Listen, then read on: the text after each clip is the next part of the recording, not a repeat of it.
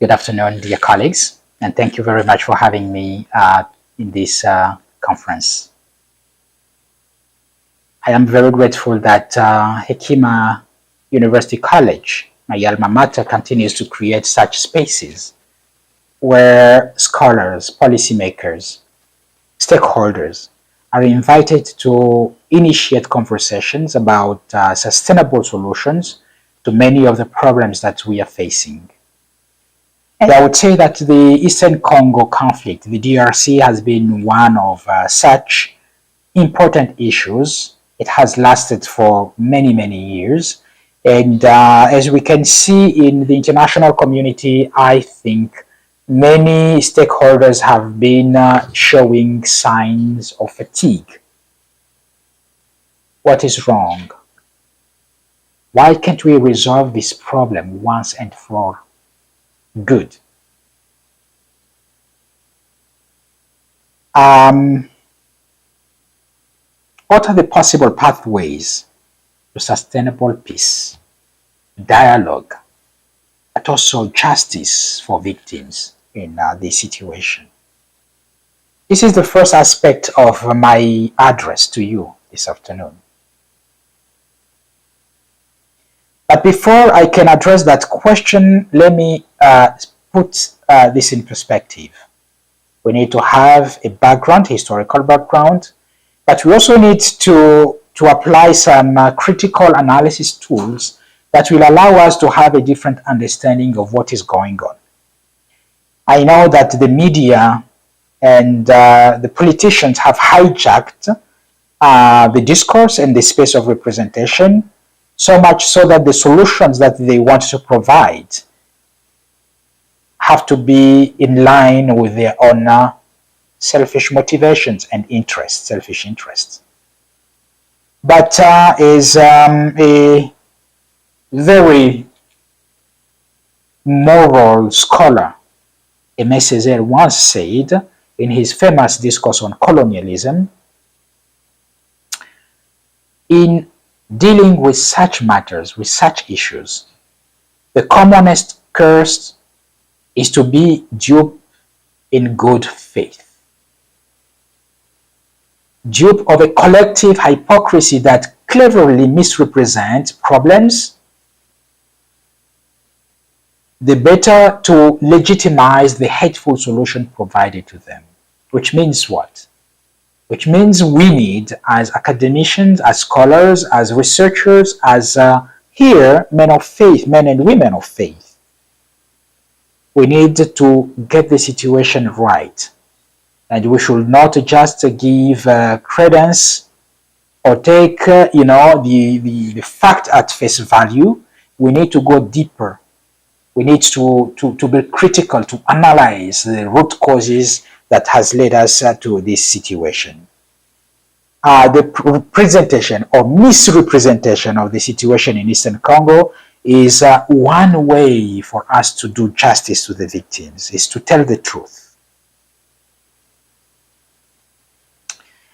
So another aspect that I would like to state here is that many of us scholars, when we begin to approach the issue of the DRC, we like to tell people that, oh, you know what, it is very difficult to understand the DRC.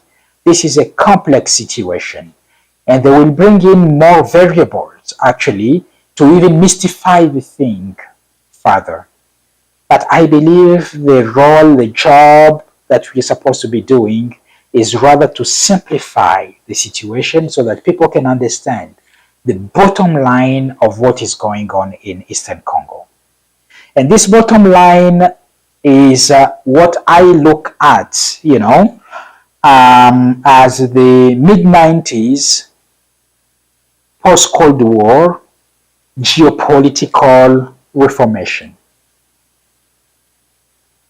We saw many violent crises taking place around the world, but mostly in Africa, as some regimes were changing, falling to adapt to the new world order after the Cold War, the rise of neoliberalism, where privatization became the key driving force. And we saw that many states around the world went into that moment of privatization of most state assets to fit the new zeitgeist, the new mindset, of the neoliberal world order. And so, not only Somali, you remember, the Siad Barre regime and all the brutalities that happened, the Americans being involved there, but also Rwanda, that went through a severe moment of crisis, of violence, of brutality, leading to the genocide that we all know about. So the Rwandan genocide, has to be admitted, when studied thoroughly, happened also as a result, a consequence of that power conquest. It has to be said, scholars have written about this, and it is not new knowledge that I am bringing to your attention, except that people have been scared to speak or to develop alternative theories to explain the facts, not denying that the genocide took place, but acknowledging that the genocide took place because of several other causes, which need also to be unpacked. As I said in my introduction, I really believe the best way to do justice to all the victims of violence and wars and killings and brutalities within our region, whether in Rwanda, in Burundi, in Congo, or elsewhere, it is by going back to the facts and learning to unpack these facts in order to decipher the truth of what has been the root causes of this.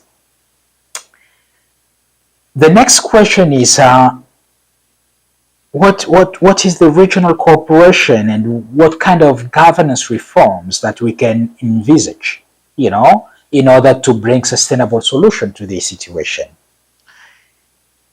It should be reminded here, you all watch the news, you follow the analysts, and we know that in 1998, almost the world recognized or called the Congo War as the first Africa's World War.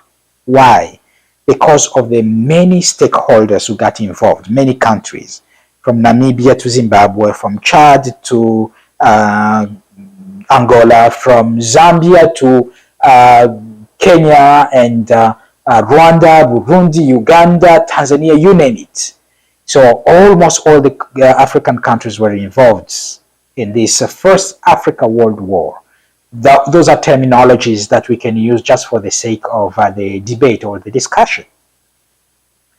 But presently, even when we have many stakeholders within the region, we know that the East African community has been involved. We know that the SADC has been involved. We know that the UN itself has been on a peacekeeping mission within the Congo for almost 25 years, which means the international community, the regional communities, the African Union, international governmental organization or non-governmental organizations have all been involved in trying to bring about a sustainable peace and solution. So what's wrong? What are we not getting right? Why haven't we been able to resolve this situation in a lasting manner? That is the question, and that is where the reforms are needed. But before we can even address that question, because I mentioned that the best way to resolve the issue, the best way to bring about sustainable peace is to do justice to the truth, historical truth. And by saying this, I want simply to say that one of the major actors in this conflict has been the government of Kigali. It is Rwanda. It is President Paul Kagame.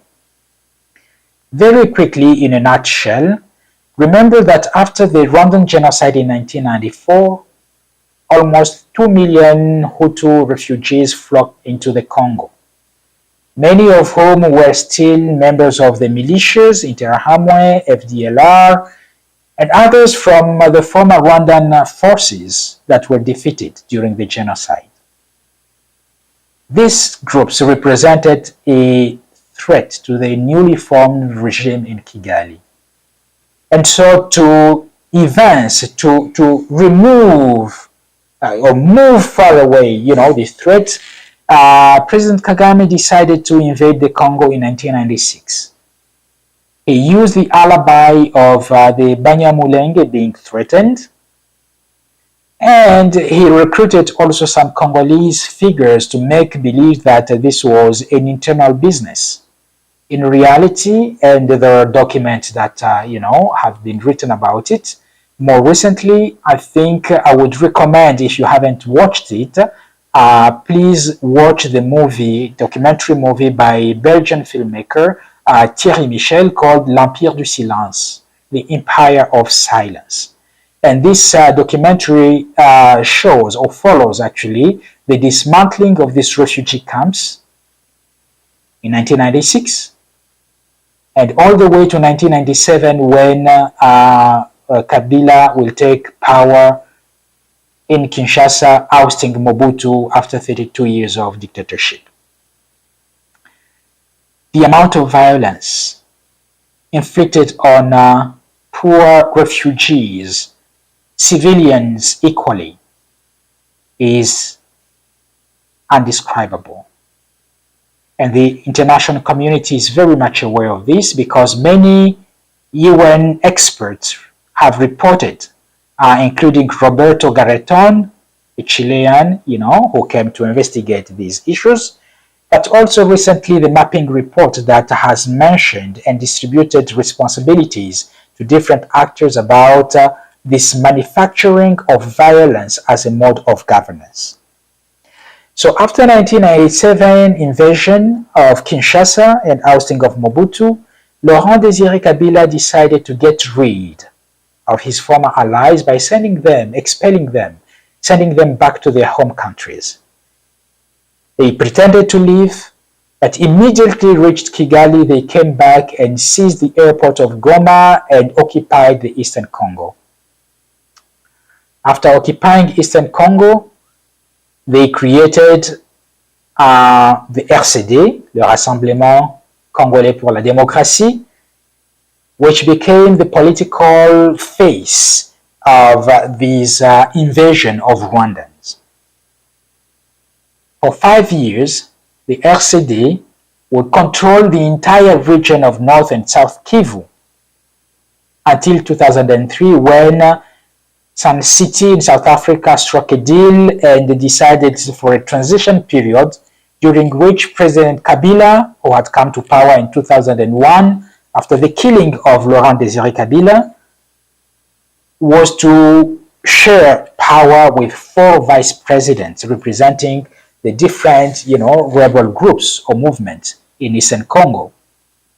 So one thing that I would like to emphasize here is that Rwanda indeed had 5 good years running Eastern Congo between 1998 and 2003, and Rwanda had the possibility of eradicating all the FDLR if it wanted, but it has never been really, the aim or the goal of the Kigali government because it needs to have this, alibi in order to keep invading the Congo. So after the transition in 2006, the Congo adopted a new constitution, went for elections, elected President Kabila for the first time. His first term ended in 2011. He was re-elected for another term until 2016. But as Kabila showed no sign of willingness to quit power, people protested democratically, taking it to the streets. Many were killed by the Congolese police. But eventually, 2 years later, Kabila organized elections. And that is how we saw the power transition, of a new leader, Felix Tshisekedi. I spare you of the details around the deal of which the current opposition figure, Nanga, has been talking about. So a deal was struck by Kabila and Tshisekedi in order to hand over power, while the popular sovereignty of the people in 2019 was that Martin Fayulu was the winner of the elections.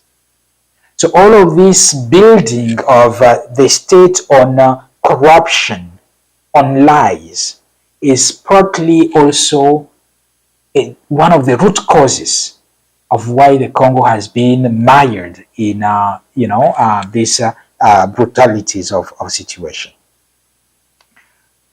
So I would like to move to the next point. I am sure we will have time maybe to interact and discuss much more, and we can unpack some of this information that I am just throwing at you, like this, during the Q&A session.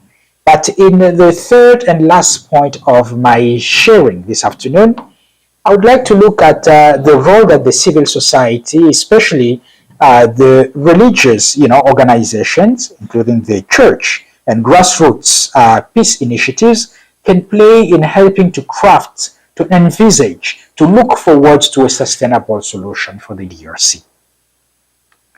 Already in 2019, when the power was handed over to Felix Tshisekedi, the church had been monitoring the elections, as the church has done from day one.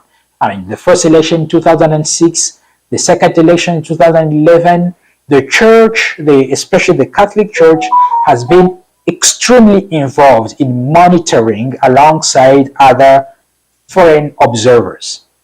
But as a candidate, especially incumbent in power, noticed that external forces or external observers would speak the truth. Oftentimes they would refuse to accredit them and allow them to come and monitor the elections. But the church has consistently monitored elections in the Congo. And in 2019, the church mentioned that the winner of the elections was Martin Fayulu and not Felix Tshisekedi. But the church was intimidated by the then incumbent president, Kabila, who mentioned that if any violence would issue from the church statement, we have as churchmen and women to bear that responsibility. I believe the authorities knew why they wanted to hand the power over to Tshisekedi instead of obeying and respecting the sovereignty of the people. And it is really unfortunate. Another role that the civil society and the church organization have been playing, especially now that we see the crisis become hardened, is this initiatives that the CENCO, the Conference of Catholic Bishops, with the ASCC, the Conference of Protestant, churches in the Congo have come up with. The initiative is called le Pacte Social pour la paix et le vivre ensemble. So it is like the social pact for peace and cohabitation or living together within the Congo. So bishops have been going around the country and within the region meeting with leaders to invite them to find alternative means to resolve the Congolese crisis. It is an office that men and women of faith believe we should do because the solution might not be military. This is one of the opinion that is at stake. So the Pacte Social proposed by the churchmen and women, and by churchmen and women I see actually more than the Catholic Church. In Lubumbashi a couple of days ago, the Archbishop, Monseigneur Fulgence Muteba, who is the president of the CENCO, hosted a day of ecumenical prayers, sharing about the Pacte Social, selling the idea to communities of people actually, so that we can begin to look beyond the military solutions in order to resolve our issues in the Congo. But I am speaking also as a scholar. And let me say that we have the goodwill, and the Congolese people, I keep saying, everywhere, is a peaceful people, is a very hospitable people. We welcome so many foreigners, and we have lived and cohabitated peacefully during many, many years. I could remind here that from 1959, when the generation of President Paul Kagame fled Rwanda into Uganda, some other Rwandans fled into Congo. They all became Zairians. They all were citizens of Zaire. They all enjoyed all the benefits of power sharing. And we know that the chief of staff of President Mobutu was one of those refugees. But immediately after the genocide in 1994, many of them returned to Rwanda. I believe when Banyamulenge community wanted to go back to Rwanda as well, they were denied that possibility of going back to Rwanda because I believe from that moment already Paul Kagame had a clear vision in mind of how he wanted to instrumentalize the identities or identity crisis within the region using the Banyamulenge community in the Congo in order to find a reason to invade the Congo. So I believe we need to sit down and rethink and try to resolve the problem of identity once and for all. It is not up to Kagame to meddle into the internal affairs of the Congo or even to take guns and weapons and military in order to come and secure the interest of one community among 450 different ethnic communities in the Congo. So this is a problem that the international community, if this was really an issue and a problem, the international community would challenge and call upon the Congolese government and the Congolese people in order to resolve this. But I believe it is a problem that is fake, that is created by Kagame and instrumentalized for political reasons, but also for the sake of accessing the land, occupying the land, exploiting the mineral resources so that Kagame can continue to build Rwanda upon illegal extraction of minerals in the Congo. So this is one of the lies and that I mentioned in my introduction, that we really need to stand for the truth. We really need to go deeper into analysis and critique and show where politicians have constructed a discourse in order to legitimize, some of the hateful solutions that they have been imposing on people. Having said this, what is next? What is our way forward? I believe it is true that Congolese people have grievances and legitimate grievances, and rightly so, vis-a-vis the government of Kinshasa.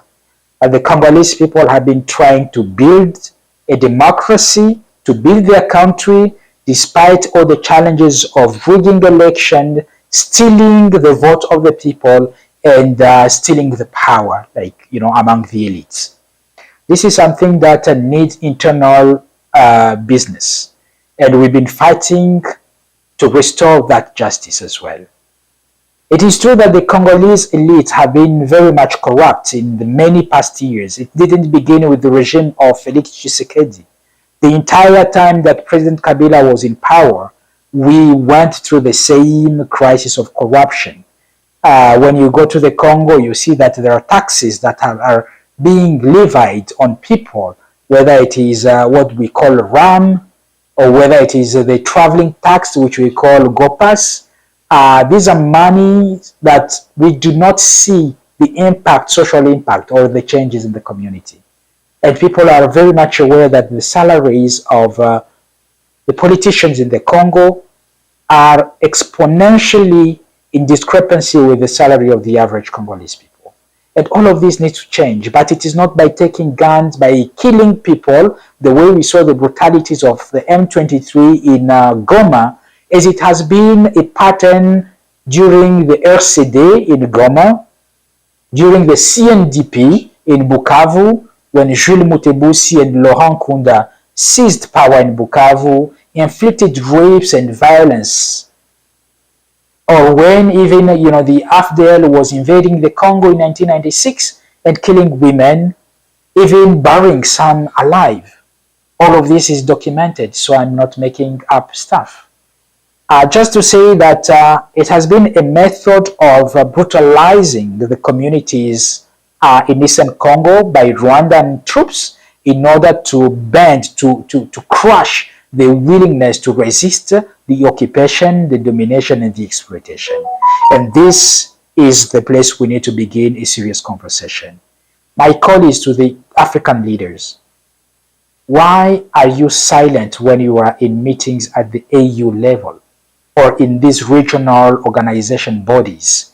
Why can't you stand up strongly as moral leaders to call on President Kagame and tell him enough is enough? There are things that are unacceptable, that Africans need to live in peace and enjoy the wealth of their nations, of their countries, of their continent. Why should Kagame continue to be subservient to the interests of France or the UK or the US, and forget that leadership in Africa has to remember also the history, the past of colonization, of slavery, and we need reparation about this. Why continue to kill your own fellow Africans? So this is a challenge that I am putting to the table for our discussion, and I hope that our message will be able to reach these leaders so that they may become to act morally and to be remembered in history as moral human beings. Thank you so very much.